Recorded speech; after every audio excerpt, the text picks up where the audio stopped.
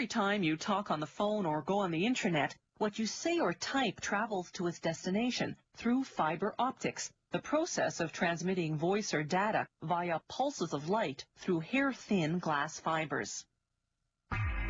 Those fibers start out as large glass tubes. First, workers unwrap the tubes.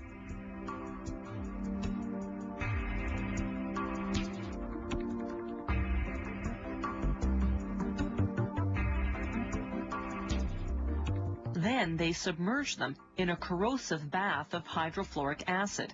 That removes any oil residues. Then they set a tube into each end of a lathe.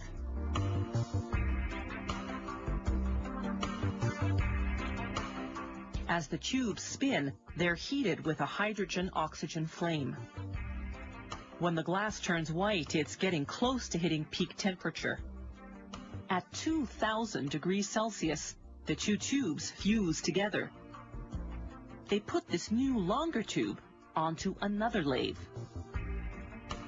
As the tube spins, they inject a mixture of chemical gases inside, while a traversing burner heats everything up.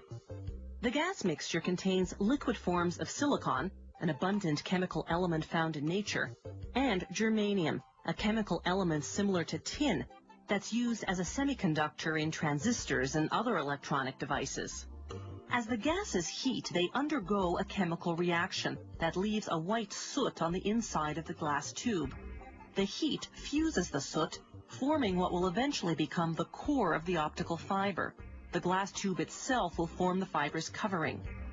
When there's enough fused soot, they turn up the heat until the soot itself turns into glass.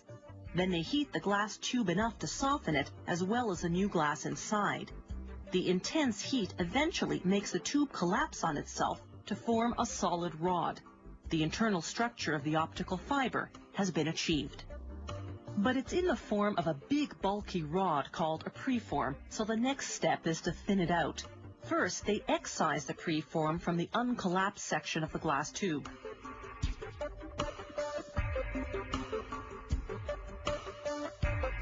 Then they install it vertically into the drawing tower, which will draw out the final shape.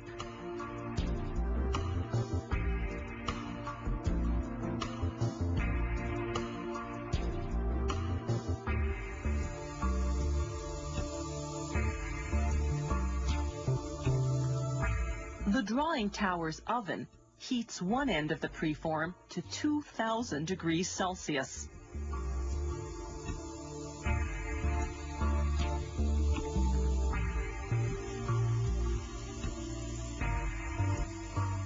The glass softens. Gravity helps pull it down, like honey dripping from a spoon.